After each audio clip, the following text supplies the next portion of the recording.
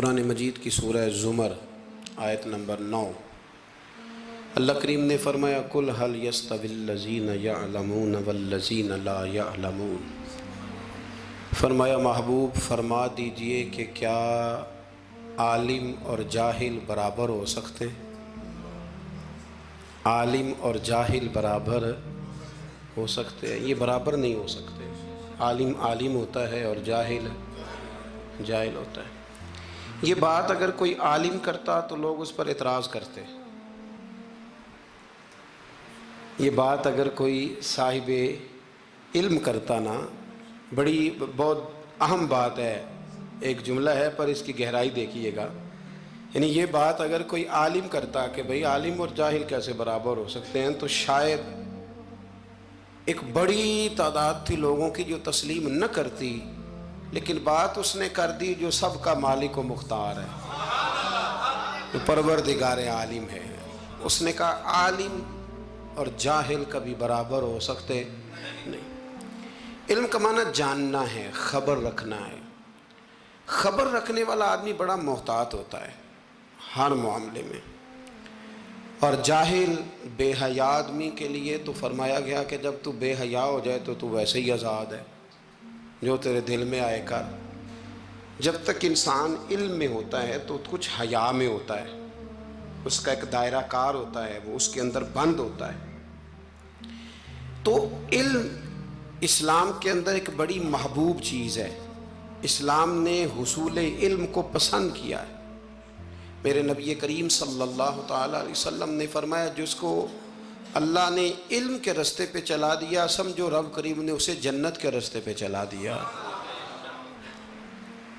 حصول علم اور تمام علوم کی ہم قدر کرتے ہیں۔ جس آدمی کو ریاضی کا علم آتا ہے نا، وہ قابل قدر ہے، اس لیے کہ جب ہم لوگوں نے وراثت کے مسائل دیکھنے ہوں گے تو ریاضی کی ضرورت پڑے گی۔ تو اب میں کیسے اس کی بے قدری کروں جو ریاضی جانتا ہے؟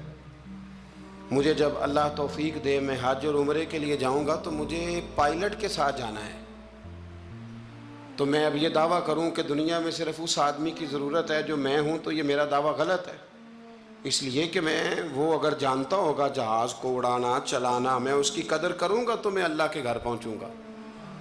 تو کتنا بڑا اس کا میرے لیے اگر میں سمجھوں تو یہ اعزاز ہے کہ اس نے اس فن کو دیکھا، اس کو سیکھا، اور پھر اس کی برکت سے اللہ نے ہمیں بیت اللہ کی زیارت بھی نصیب کرائی اور روضہ رسول کا دیدار بھی عطا فرمایا۔ تو جہاں جو شخص جس معیار کا علم رکھتا ہے اور پھر اس کو مثبت استعمال کرتا ہے، اس کی قدر کرنی چاہیے۔ اور ہر آدمی کی اللہ کے محبوب علیہ السلام اس کے منصب کے لحاظ سے قدر کرتے تھے، ہر آدمی کی۔ جب حدیبیہ کے لیے سفیر کی ضرورت تھی تو کل صحابہ عادل تھے، پیارے تھے، پر حضور نے فرمایا یہ کام عثمان غنی بہتر کر سکتے ہیں۔ تو اور یہ میرے محبوب کے علم کا کمال ہے کہ حضور لوگوں کی روحوں میں جھانک کے دیکھ لیتے ہیں کہ کون بندہ کس قابل ہے۔ خیبر کی رات حضور نے کیا اعلان فرمایا؟ فرمایا جھنڈا سویرے اس کو دوں گا جو انشاءاللہ فتح کر کے آئے گا، جو فتح سویرے۔ تو بات تو رات حضور نے کر دی تھی کہ فتح ہو جائے گی، اور جھنڈا میں دے دوں گا، تو پھر فتح ہوئی کہ نہ ہوئی؟ تو یہ میرے رسول کریم علیہ السلام کو اللہ نے اعزاز دیا کہ ہر آدمی کی جہاں وہ جس صلاحیت کا مالک تھا اللہ کے رسول نے قدر فرمائی۔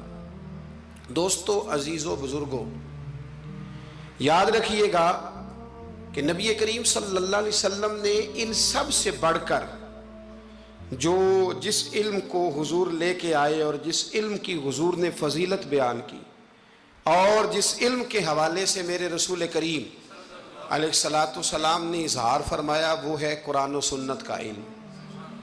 اس علم کو حضور نے بڑا پسند کیا۔ اور ایک بات یہاں سمجھ لے، کچھ علوم ایسے ہوتے ہیں جن کا مخصوص کسی شعبے سے تعلق ہوتا ہے۔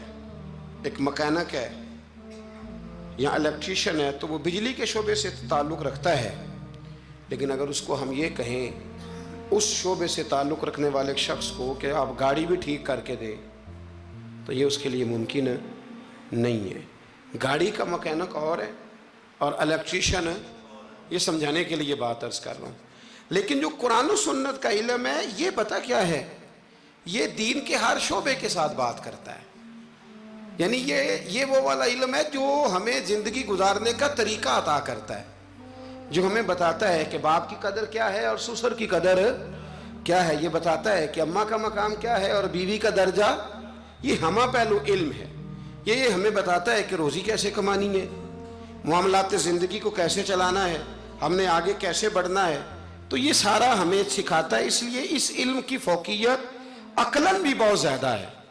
اور میرے نبی کریم علیہ الصلاۃ والسلام نے جو اس علم دین کو اور دین کے عالم کو درجہ دیا، اس کی جو عظمت اور جو اس کی فضیلت ہے اس کا الگ ایک مقام ہے. حضور صلی اللہ علیہ وسلم مسجد نبوی شریف میں تشریف لائے تو 2 مجلسیں تھیں، 2 مجالس تھیں. ایک مجلس میں لوگ بیٹھ کر ذکر کر رہے تھے، اللہ کا ذکر کر رہے تھے، عبادت کر رہے تھے، تلاوت کر رہے تھے. اور دوسری مجلس میں بیٹھ کر کے لوگ علم دین کی باتیں کر رہے تھے. پتہ نا آپ کو، ہمارے ہاں کچھ ایسے لوگ بھی پیدا ہو گئے ہیں جو کہتے ہیں درویش اور ہوتے ہیں، مولوی اور ہوتے ہیں. میں نے کہا اس کا مطلب مولوی کون ہوتے ہیں؟ کہتے ہیں یہ جو عالم ہوتے ہیں دین کے. میں نے کہا درویش پھر جاہل کو کہتے ہوں گے، چونکہ اگر عالم، درویش کس کو کہتے ہیں؟ درویش اس عالم کو کہتے ہیں جو دین پر عمل کرے. جب وہ عمل کرتا ہے تو وہی درویش ہوتا ہے، وہی فقیر ہوتا ہے. اپنے علم پر عمل کرنے والا وہی درویش ہے، وہی فقیر ہے. تو حضور صلی اللہ علیہ وسلم تشریف لائے تو ایک مجلس علم حضور نے سجی ہوئی دیکھی اور ایک مجلس ذکر میرے نبی کریم علیہ السلام نے سجی ہوئی دیکھی. ان دونوں مجالس کو نبی پاک نے دیکھا اور حضور بیچ میں کھڑے ہو گئے. کھڑے ہو کے فرمایا ذکر والے بھی خیر ہی کر رہے ہیں اور علم والے بھی خیر ہی کر رہے ہیں. اب حضور نے فیصلہ سنانا تھا، ہیں یہ بھی اچھے اور ہیں وہ بھی اچھے. اب فیصلہ میرے نبی پاک کا کیا ہے؟ حضور فرمانے لگے مجھے بھی اللہ نے استاد بنا کے بھیجا ہے. یہ لفظ کہے اور میرے نبی پاک ان لوگوں میں بیٹھ گئے جو علم دین کی بات کر رہے تھے. حضور نے وہاں قیام فرمایا، حضور وہاں بیٹھ گئے. تو میرے عزیز دوستو، اس بات کو سمجھ لیں، اس پر غور کریں کہ نبی کریم صلی اللہ تعالیٰ علیہ وآلہ وسلم نے ہمیں جو سمجھایا ہے وہ یہ ہے کہ حصول علم کا شوق پیدا کرو، علم کی مجالس کو اختیار کرو. اہل علم، جاننے والے. ہمارے ہاں لوگوں کے پاس بڑا محدود سا علم ہوتا ہے، لیکن وہ اپنے اس علم کی ترویج کرنا، ایک خاص بیماری ہے جس پر میں اشارہ کرنے لگا ہوں، اس کو سمجھیے گا. تھوڑا سا علم ہوتا ہے، مختصر سا. ہم کیا کرتے ہیں؟ ہم اس علم کو دکھانا چاہتے ہیں، بتانا چاہتے ہیں، سنانا چاہتے ہیں. حالانکہ اتنا محدود علم ہے. ابھی آپ ٹھہر جائیں، ابھی آپ اس میں پختگی لائیں، ابھی آپ سیکھنے کے ماحول میں رہیں. جب آپ سکھانے کی مسند پر بیٹھنے کی کوشش کرتے ہیں تو وہ جو آپ کا سیکھنے کا ذوق ہوتا ہے، شوق ہوتا ہے، اور جو آپ نے سیکھنے کا مزاج ہوتا ہے، اس میں ایک تو کمزوری آتی ہے. دوسرا یہ کہ پھر آپ کا ذہن جو ہوتا ہے، شیطان اور نفس، وہ آپ کو اس رستے سے روکتا ہے جس رستے پر آپ سیکھنے کے لیے نکلے ہوئے تھے. اس لیے زندگی میں سیکھتے رہنے کی کوشش کریں، شوق پیدا کریں سیکھنے کا، ذوق پیدا کریں سیکھنے کا. اگر حضرت موسیٰ چل سکتے ہیں سیکھنے کے ارادے سے، حضرت موسیٰ جب سیکھنے کے ارادے سے چلے نا جناب خضر کی طرف، تو ایک شاگرد بھی ان کے ساتھ تھا.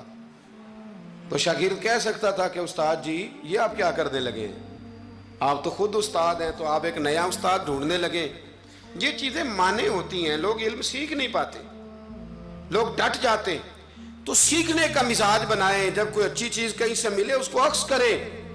اپنے تھوڑے علم کو زیادہ کی طرف جانے کے لیے حجاب نہ بنائیں، اور بڑے علماء کی بڑی باتیں خوبصورتی کے ساتھ ان کو جگہ دیں، فہم پیدا کریں. ہمارے زمانے میں لوگ تیزی کے ساتھ ان کو مختلف قسم کے طریقوں سے علماء سے دور کرنے کی کوشش کی جاتی ہے، عداوت پیدا کی جاتی ہے. پتہ آپ کو ہمارے وزیر صاحب نے پچھلے دنوں کہا کہ یہ تو پسماندہ طبقے کے لوگ ہیں.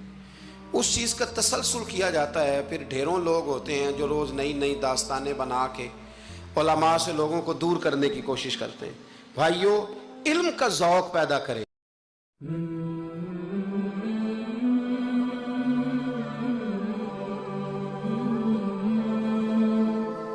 Mm-hmm.